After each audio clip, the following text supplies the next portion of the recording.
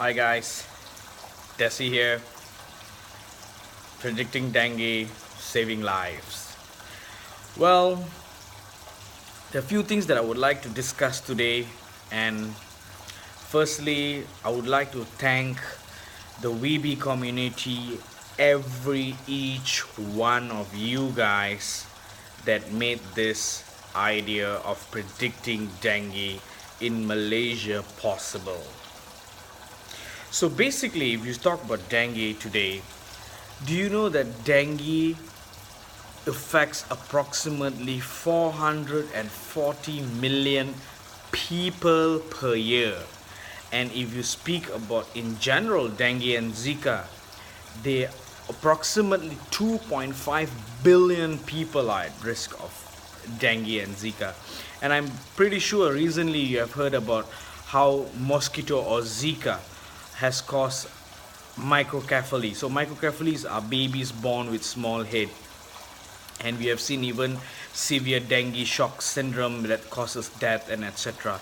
So can you imagine that these small mosquitoes are actually killing more people than anything else? And I'm sure that you have also heard that mosquitoes were seen as the number one killer as compared to any other animals. That was, I think, if I'm not mistaken, it was mentioned by Google actually. One of the rating on the most dangerous animals in the world. So okay, going back to what we spoke earlier. So if we talk about public health, right, or medicine in general, I think you all are quite clear that, I mean, you have seen in Malaysia how we tackle situations whereby most of the public health or medical, or I mean, to you guys, like hospitals or clinic, if we see, we only react when an outbreak happens. So if you see there is a dengue cases, only then we fumigate those areas, we do larviciding, we do gotong royong and etc. But if we practice this approach, do you know that these mosquitoes are actually able to fly about more than 700 meters? So imagine if you only get a case today and if you react to it today, imagine these particular mosquitoes that you are killing are probably mosquitoes, just 2% or 3% of the mosquitoes. The balance 80% of the mosquitoes probably flew off to another region, or probably are already starting their biting. We call it the biting time, right? So probably they are already spread towards other parts of the country. So that was one of the reason why we in AMI, artificial intelligence in medical epidemiology, are actually changing that.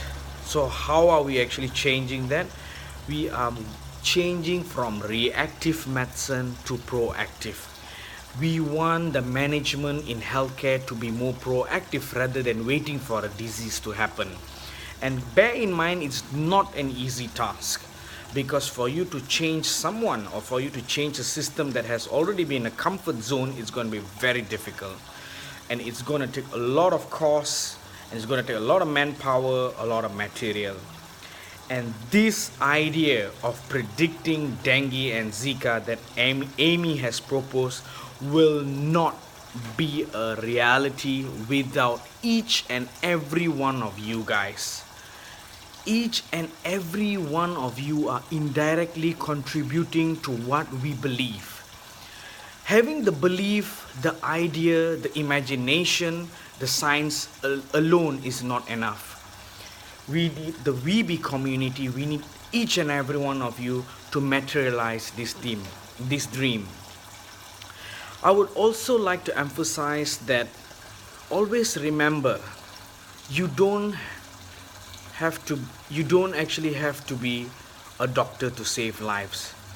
Things that you guys are doing now, sitting at your office, helping Amy to promote the prediction app, doing proper marketing for us, supporting in terms of funding, is more than enough. This is what that will enable us to achieve or to save more lives.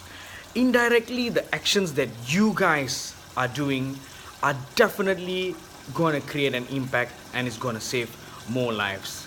Amy will not be able to do it alone. And thanks to you guys, we have gone this far.